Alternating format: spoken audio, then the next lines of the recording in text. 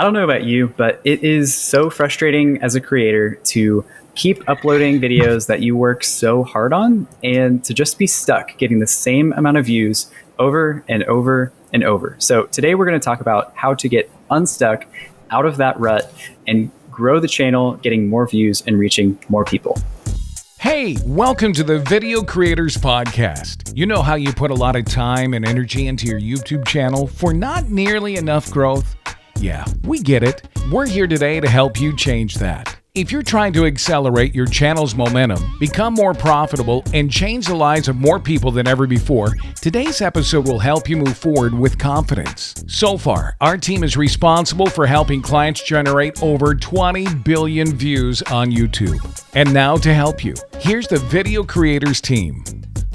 Hello, creators. Welcome back to another Video Creators podcast, like we are every Monday, engaging with you guys, helping you with your YouTube strategy so that you can reach more people and change more lives. As you can see, it's me and Ingrid once again. Tim is officially out of the podcast. We've booted him out and we're taking over long term. Just kidding. We're not actually doing that. He's kidding. It's not official. Tim will be back at some point, but for now, Ingrid and I will be leading the charge. Ingrid, how are you doing? I'm good. Yep. Excited because Michael booked us a vacation. Nice. Yeah. Where are you guys headed? We're going to go to Mexico for 9 nights. I'm really excited. It'll be the first actual vacation that I'm on since 2019, pre-COVID, if you can believe that. Wow. That's amazing. My guess was going to be Barbados because of your hat, but Mexico, it's exciting. Oh, yeah. I wouldn't mind that. No, but I'm excited. Yeah. Should be fun. Should be fun. Nice. Yep. What Very about cool. you? Sounds How are like you a lot doing of fun. Today? Doing well. I'm wishing we had a Mexico vacation planned, but we don't. But things are going well. My wife's Steph is actually making some dinner right now, and it smells absolutely amazing. So I am very much looking forward to dinner tonight. But yeah, all is well in our neck of the woods.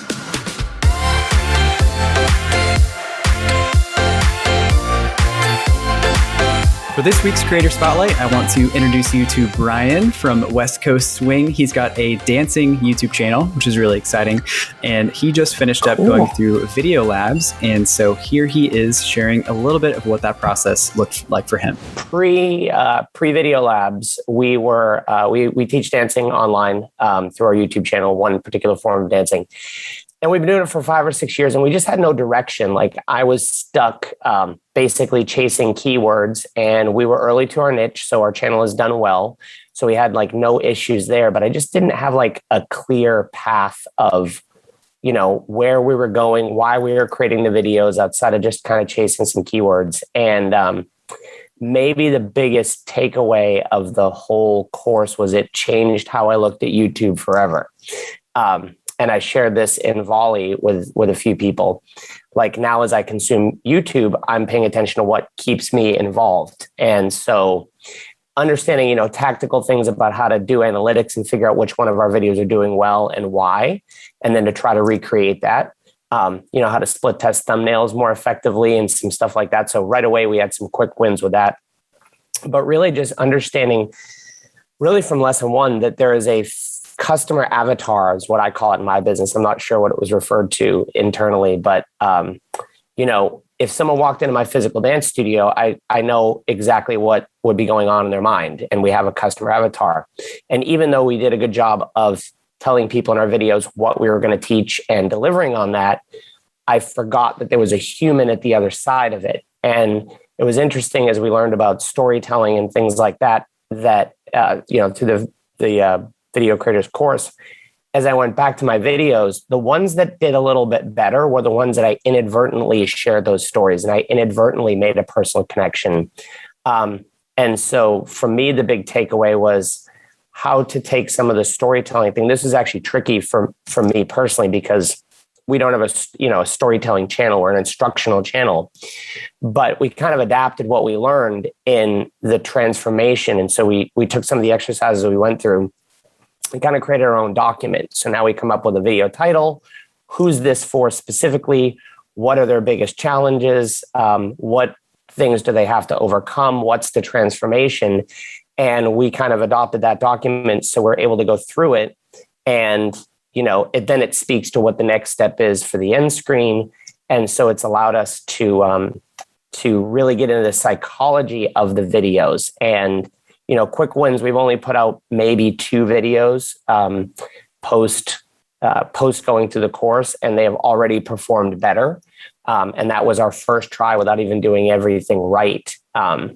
So, moving forward, I'm excited to, number one, have a way to not just chase keywords, but to actually look for, and in my own words, content that's missing on YouTube, weaker content. When we did the lessons on, targeting a suggested next video, we realized, longer videos perform well on YouTube just in general, and ours did as well. I didn't even know that, by the way. There's some of our longer videos that had the most watch time.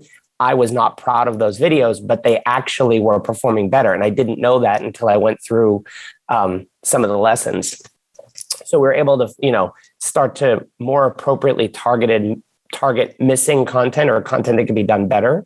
And then have a psychological way through the storytelling to actually pick up the conversation from where someone might be finding us on YouTube, talking directly to them in their words, and then taking them through the journey. And the final thing, the video that I actually did put out, which was pretty fun, was the creating your own story. And so it's my channel trailer now, was just how I got involved in dancing. And again, I forgot the deeper connection. When I watch YouTube, I'm watching YouTube to learn tactical things about YouTube. And next thing you know, I'm getting sucked into some chick's story of breaking up with her boyfriend, and I'm connected. And it was like, well, why don't I do that? And, you feel self-conscious to do that. But we put out, it was like a 6-minute video, my story, how I got started dancing. And it didn't, in the past few days it's been out, it hasn't been a rock star video, but the deep connection that I was making, where people knew a whole lot more about me and had Googled me and wanted to know more, that deeper connection is super important. So I'm kind of excited to have some tactical things to work with, a way to research topics that actually slightly took me in a different direction that I wouldn't have thought. Some great ways to look at analytics. So it's like I've got a bunch of new tools, and now, of course, it's the putting the work in and organizing it to move forward. I loved that, Sam. That was great. It was so cool hearing him talk about that. And we talked for a little bit afterwards, and I was like, this is so perfect for what we're talking about today. It's so good about getting unstuck and everything, human connection, storytelling. And I think too, having a case study of, very much an instructional type of channel. And he's like, yeah, it's all about the people. I'm already seeing that engagement. It's so cool. So super exciting. There was something that he said though, and it's a story that we hear a lot. People are so focused on keywords and, all the other things that actually don't really move your channel forward. But it was funny how, he brought it back all around. I forgot there was a person watching, and he said something in there as I've started to consume YouTube, which makes me feel like he probably wasn't watching YouTube before. And I think that it's very easy to get unfocused, right? Like he was talking about, now I'm more focused on what I'm doing because, he started to look at some of the human sides of things. And you and I just even, we talked about this in another podcast, a lot of the community type content. And we'll have to link that podcast at the end of this one on YouTube and in the show notes. But I loved it. I laughed so hard when he was talking about being sucked in to the breakup video, right? To all of us. Yeah. It's human. It's the car wreck. It's the car wreck. Yeah. We can't watch. Absolutely. We have to watch it. Yeah. We have to watch. Can't look away. So funny. Yeah. So Brian really is kind of a prime candidate for what we're talking about today. Being stuck with the channel, chasing keywords, kind of feeling like you're in that hamster wheel. And so hearing from him the way that he was able to implement storytelling and really focus on that human connection, really was able to lead to immediate results as he was leaving Video Labs and, moving forward with the channel. He was really able to get his channel unstuck just by focusing on some of these other places that he didn't even really think to look before. So if you find yourself in a similar position to Brian and you just want to get your channel unstuck from the hamster wheel that you feel like you're in right now, we would love to jump on a 15-minute discovery call with you to just talk about some of the options, some of the resources and the help that we offer. And we'd love to just hear a little bit of your story and what you're about and what your channel is about. So if that sounds like something you'd be interested in, feel free to go to videocreators.com/discovery call. And we would love to jump on a 15-minute call with you so we can get you moving in the right direction.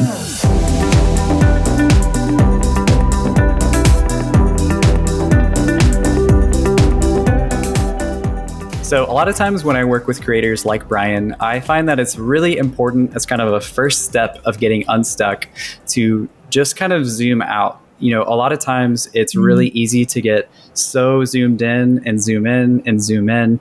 And whether it's on a particular analytic that you're stuck looking at or just the view count number each upload, even, particular topics that you're looking to post on your channel, it can be really easy to just get really zoomed in and hyper-focused in a particular area. So I think first it's really helpful to just zoom out, get the bird's eye view and just look at where are we at right now? Like, do I know who I'm talking to?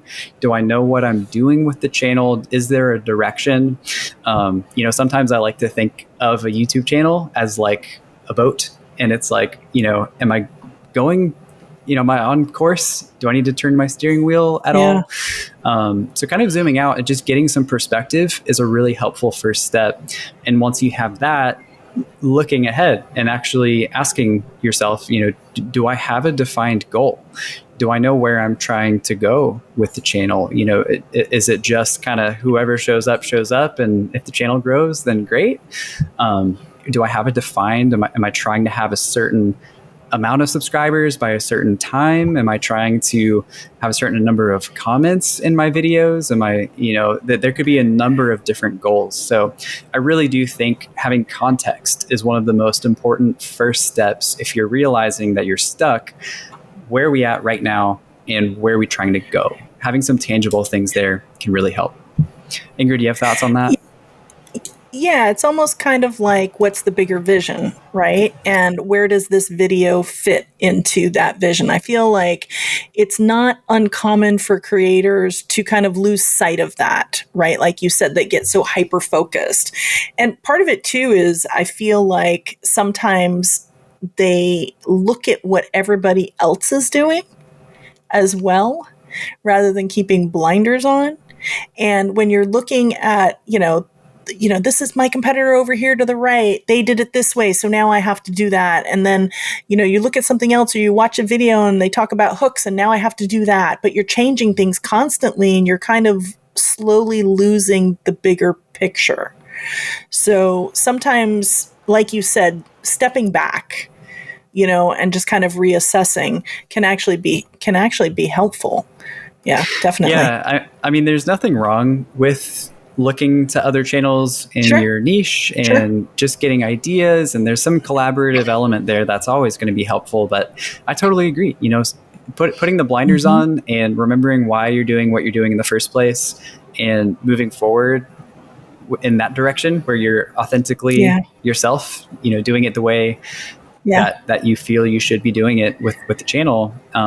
You're always going to be the best. You're going to be making the best videos doing it that way. So, so I think that's a really important thing to kind of get some, like a firm foundation before you really start moving forward that direction. Yeah. So I think that helps a lot. Remember what's ahead. Yeah. It reminds me of the Lion King, remember who you are, Simba. It's very applicable. So I really do think once you have kind of that groundwork laid, I had mentioned analytics a second ago. It can be easy to get really zoomed in and hyper focused on your analytics, but once you zoom out and you have some of these things defined, it can be really healthy to then go look at your analytics again at a bit of a bird's eye view and see, are there any conclusions that I can draw here? if I'm realizing that I'm stuck right now, the answer to what stuck means is probably somewhere in there. This may be something with a title thumbnail question. It can be your retention. Do you notice in every single video that there's the hockey stick and everybody leaves in the opening seconds? Your analytics can be really revealing, where you may feel like, well, the channel is stuck, it's dead, it's never going to grow, the algorithm hates me, sort of a thing. But if you go in kind of with these tools in your tool belt and look into your analytics, you may discover there are probably some answers here as far as things that can be improved. To piggyback on that, I think a really good practical thing to do, there's two really great practical things that you can do, and this is what I do with a lot of clients that I work with, is first keep a spreadsheet and put your retention graphs in the spreadsheet.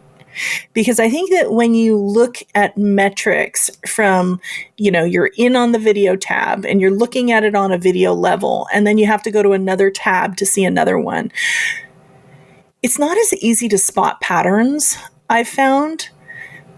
But if you put those metrics into a spreadsheet, because you can download a lot of metrics, you can pull a lot of metrics over a certain period for a group. And that's the second practical step, is to make groups to compare,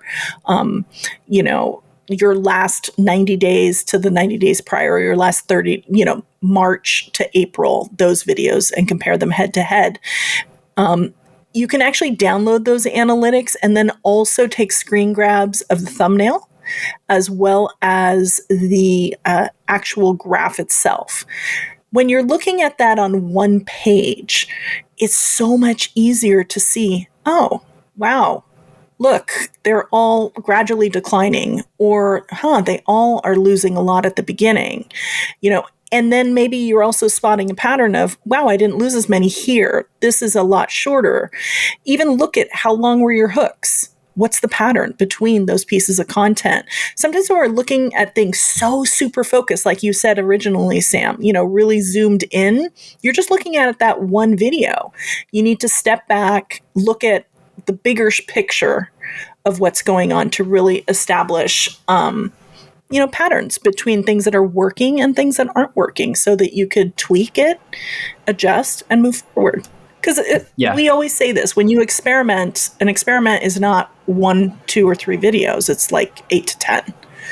So you really need to look at a bigger picture of your analytics. Yeah. Yeah, absolutely. And, this kind of brings up a question. I know that you've probably had the same, Ingrid, but, for me, a lot of creators that I work with, they kind of fall somewhere on a spectrum of how engaged they are with their analytics and how much they enjoy the analytical side of YouTube. And so there's definitely the people over here that it's like, I will pay somebody to do that. I don't want to look at these ever. Graphs give me anxiety. And then there's people over here that I love graphs.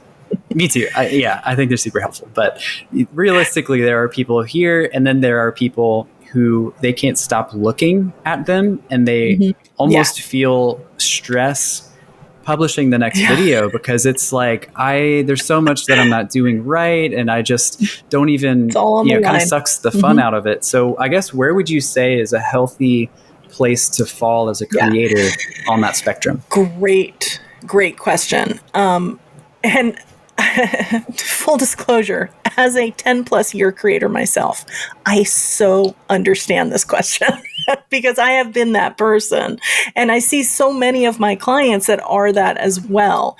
And I always feel, give yourself 30 days after a video has been up, especially if you're the one doing the editing, because that's an art.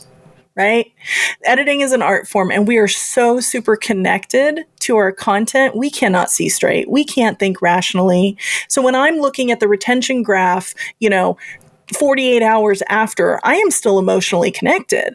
But I guarantee you, if you give yourself space, you step back, you go move on to other projects, you come back, and then you look at it, you will look at it much more objectively. And that way you can make better decisions based off your data, because we always say make data-driven decisions to where you can do tweaks going forward. Yeah. Yeah. Yeah, I totally agree. They can be helpful. It's like a love-hate relationship. They can be It really is. There's helpful. no in But between. yeah, No you in do between. kind of have to take it with a grain of salt too.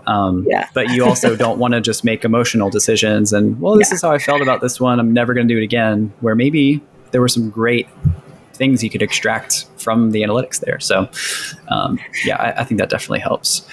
So Yeah. I think as far as, kind of taking that and moving forward, maybe with some more practical notes of, again, talking about the creator who's stuck right now, and they're probably thinking, okay, great, I have my context. I know it's important to look into the analytics, but like practically, how do I just start? Like, how do I start getting out of this hamster wheel that I'm in? What would you say is probably the most important thing for them to just focus on first? From a practical standpoint, discoverable content. And I would also maybe take a look at, is your topic too focused, or could you maybe make a video that's a little broader to cast a wider net? So that you are reaching more people. And I would also really, from a practical standpoint, really, if you're looking at your analytics, are you taking too long to get to the content? And what can you switch up? Pay attention to your titles and thumbnails. If you're not getting the views, then it means that people aren't enticed to click. So, what can you shake up? Maybe look at, rather than looking at that one thumbnail that you've been working on, or just even one or two, go to the videos page and maybe, zoom your screen out so that you can see more at once. And is there a pattern you're seeing there? What are the patterns? And then where can you maybe make tweaks? And who's doing it really well? And I don't mean necessarily your competition, but maybe non-niche. What lessons can you take from there? Yeah. I guess to harken back to what Brian was saying about watching creators, it was a little bit of a newer thing. It can be easy as a creator to not watch any other channels, not watch YouTube. And so sometimes watching a whole bunch of videos and channels you wouldn't ordinarily watch, and then paying attention to what they're doing to, like, why did I click on this? What was intriguing about this title and thumbnail to me? Or was I hooked in the first 15 seconds? Or did they talk for 2 minutes before they even got into the content? Kind of always being a student really helps for that. Yeah. And I think another practical thing too is to make friends with other creators. Because if I show my husband my video, he's going to tell me it's great. That's not helpful. It's not helpful at all. Yeah. But I have some YouTuber friends, when I tell them, they're like, yeah, your hook was really kind of long. That's helpful to me. That's because that's a real viewer signal of somebody who watches YouTube. So, yeah. Right. Yeah. It's hard to be creative in a vacuum too. So getting good constructive feedback, but then kind of the collaborative thing there too, just helps motivate you to create more. Yeah.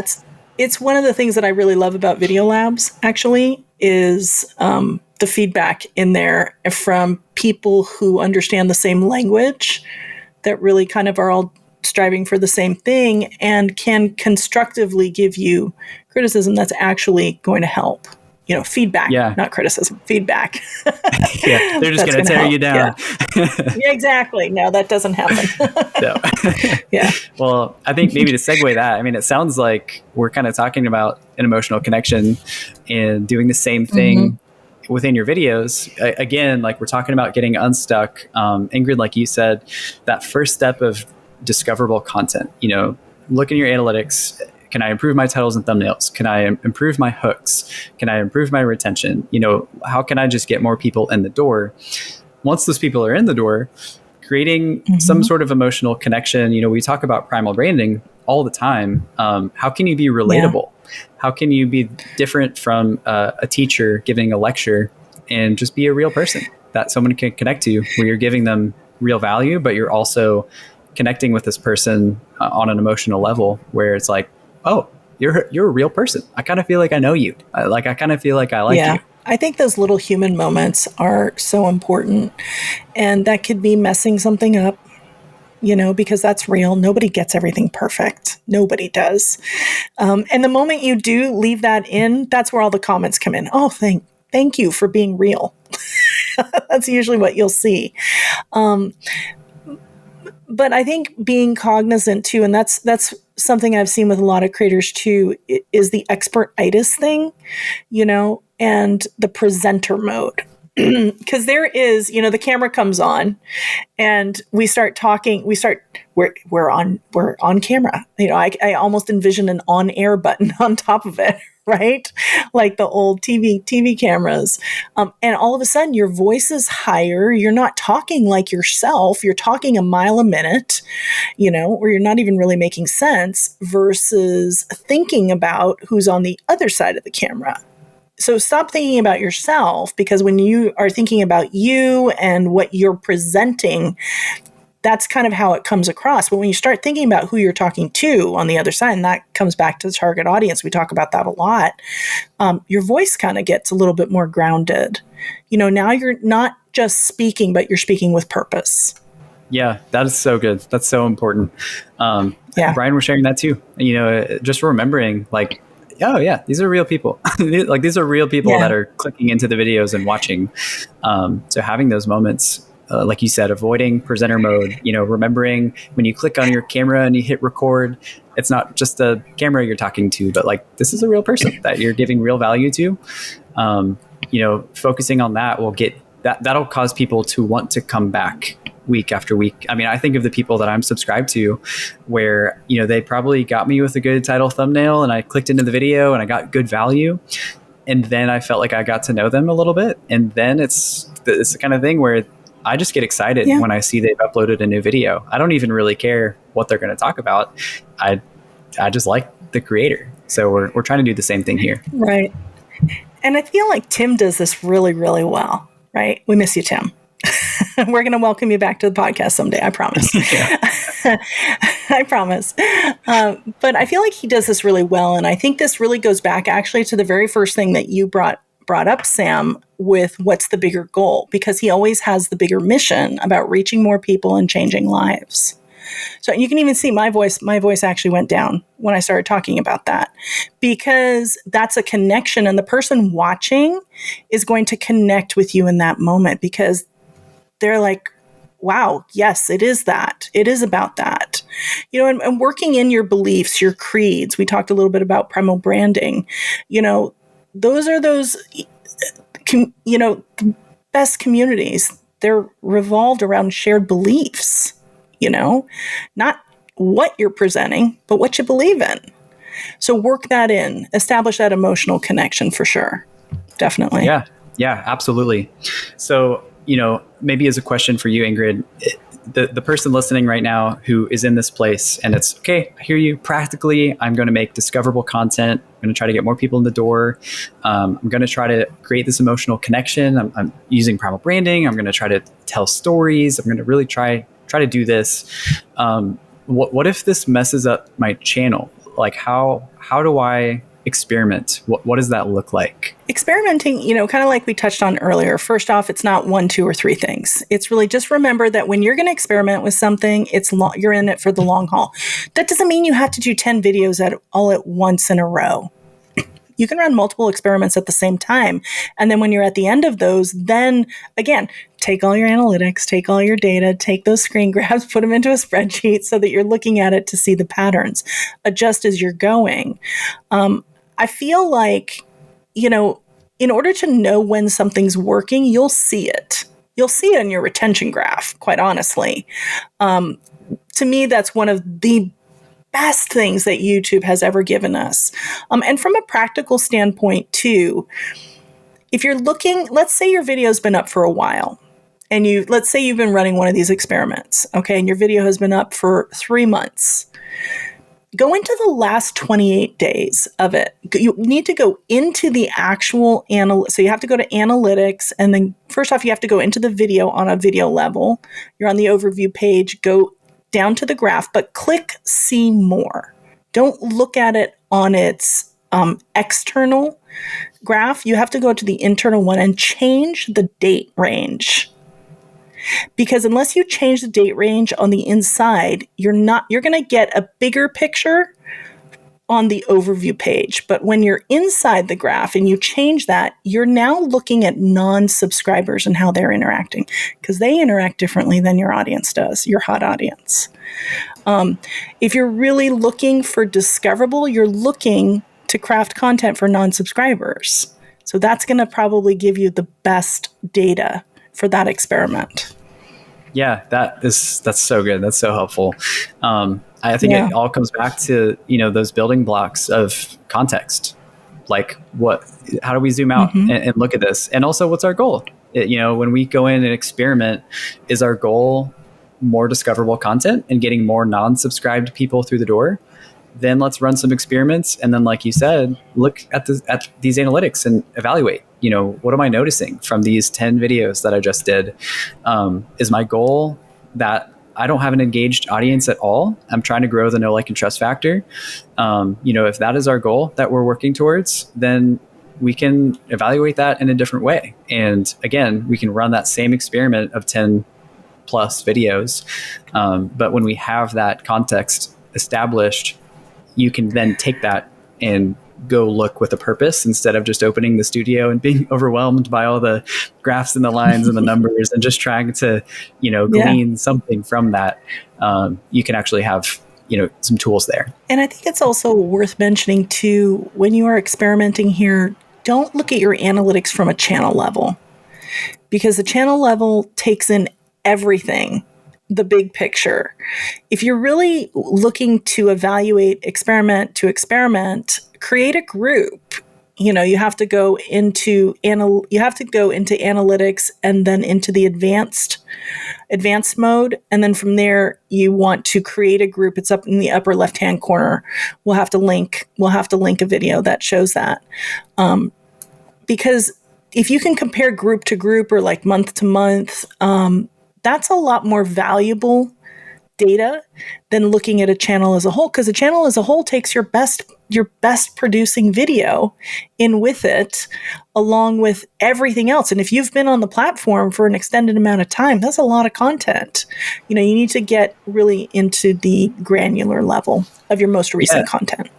And I think too, that's so important to look at that, because that actually will give you a real view of, am I growing or not? Am I stuck or not?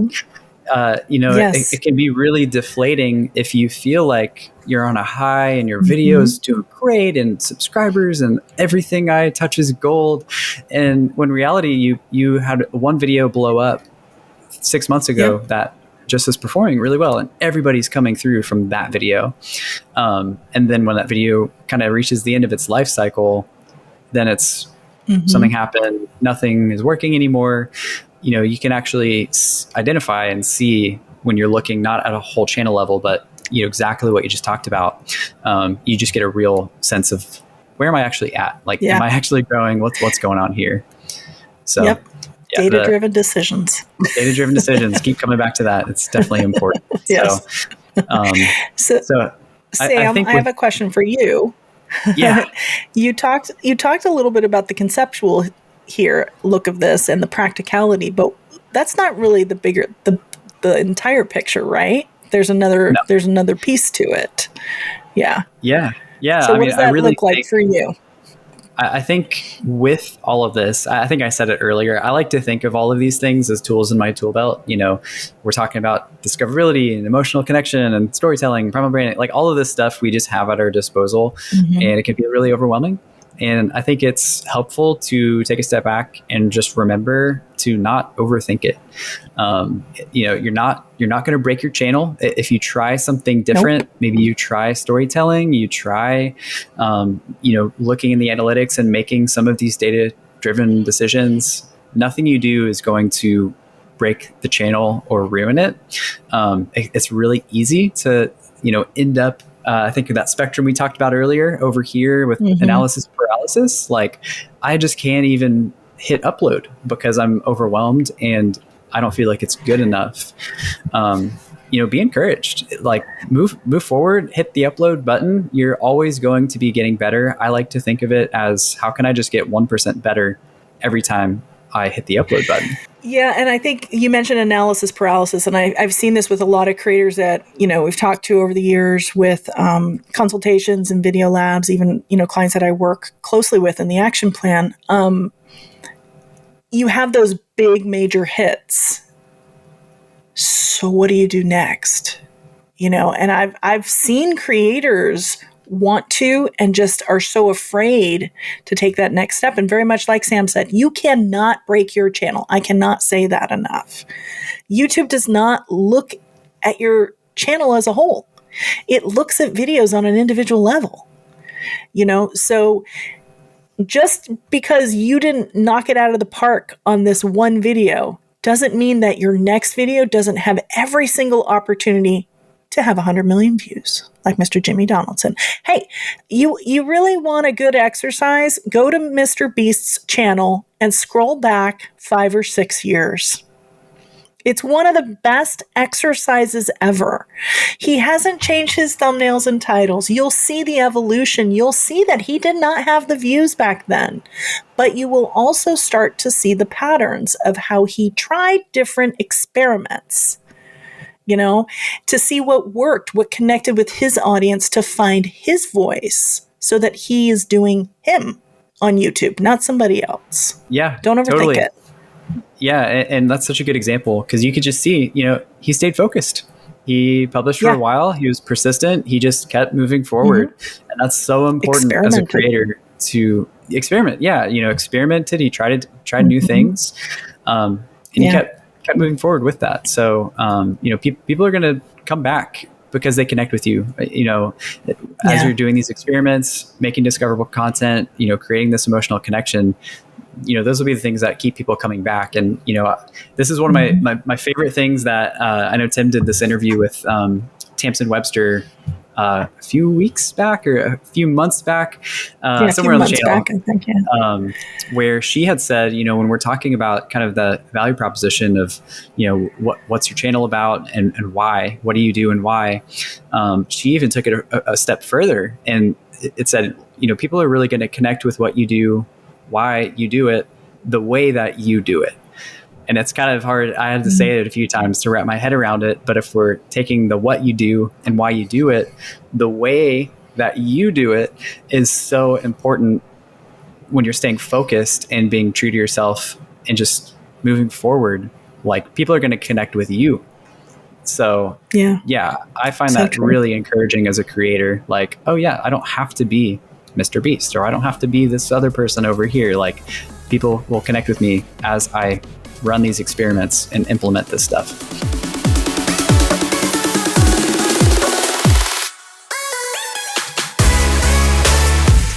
We have a power tip for you today. YouTube is always ever evolving, and they literally just came out with some major announcements recently for the partner program, aka monetization. There are a lot of new opportunities starting in 2023 to be a part of the YouTube creator economy in new ways. First up is actually getting monetized. Now they're going to actually have 2 ways for creators to get monetized. For traditional videos, it's still going to be 1,000 subscribers and 4,000 hours over the last 12-month period. But now with all the shorts that have been, shorts channels even that have been created, shorts focused creators, they're actually going to have the opportunity to get monetized with 1,000 subscribers and 10 million views over the last 90 days. Sounds like a lot, right, Sam? I mean, it's nothing. 10 million views, I could get that overnight. 90 days. But really, if you've seen a lot of shorts, there are shorts that get crazy views. So I love it that YouTube is always evolving and giving other opportunities for other creators. Now, what if you're a really small channel? There's also going to be something new that we don't really have 100% everything, all the information on, I believe, in the partner program. It's going to be called fan funding. So this is to support creators that are a little bit earlier in their YouTube journey. There's going to be lower requirements that offer early earlier access to the fan funding features like super thanks, super chat, super stickers, and channel memberships. That's going to be a third tier, a third way to actually be monetized in 2023. So I think that that's pretty cool that, long form, shorts creators, live creators can all join that as well. Kind of cool, right? Yeah, it's an exciting time to be a creator. That's for sure. It Lots is. of opportunities. It is. Yeah, but that's not it. There's more opportunity for ad sharing revenue on shorts as well. Beginning in 2023, current and future creators will be eligible for 45% revenue sharing on shorts. Now, with long form content, it's 55%. But if you really think about it, long form content, you're able to place an ad on a video. Since ads for shorts are going to be run in between, that is going to make it a little bit different versus being on a video directly. They're going to use it to reward shorts creators that are part of the feed. So it might be before, it might be a couple after. This is also going to help cover the cost of music licensing, which is exciting. You're a musician. You should be excited about this one, Sam.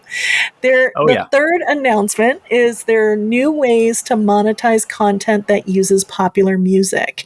Now, that means completely mainstream music. So in addition to being able to use that on shorts in 2023, they are also recognizing it as an opportunity to build a bridge between the music industry as well as creators on the platform. They're basically redefining how music can be featured in creator videos. So what this means is they're going to introduce creator music, and this is a new place in YouTube Studio that gives creators easy access to an ever-growing catalog of music to use in your long-form videos, which is kind of cool.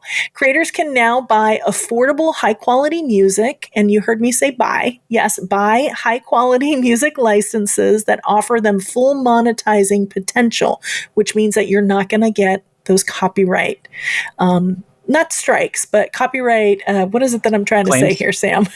Claims. Copyright Thank you. claims. Yeah.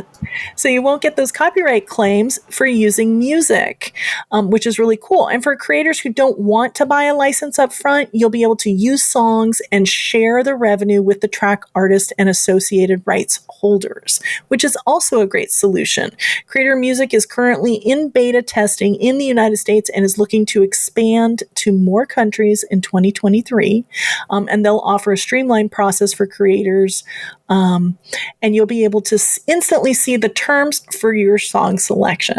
I think that is kind of like a game changer, don't you, Sam? Yeah, I totally agree. I think there's so many wins here. I think the wins for the musicians as well, like having an extra opportunity to earn more as a musician. Maybe I'm a little bit biased, but I think that it's so great for them. I think it's really a good win-win scenario here. I'm excited about this. Yeah, and it's really going to make, I think, shorts a lot more competitive too when you think about a lot of other platforms and how people have access, to more mainstream music. To now being able to have that because it's just a small snippet in shorts is, to me, a game changer. And that's going to just make shorts even stronger here on this platform. And it just proves that shorts are here to stay. YouTube's putting a lot behind that, and I love that. Absolutely love that. So to check out more on all of this, we've linked it in the show notes of the episode if you want to get all the details of how that can impact you in such a positive way as a creator and how it all works. And also, if you have questions, especially if you're part of our audience, you might have questions, your YouTube questions that you want to get answered. We love getting those for our upcoming Q&A episodes. We do those about every month or two.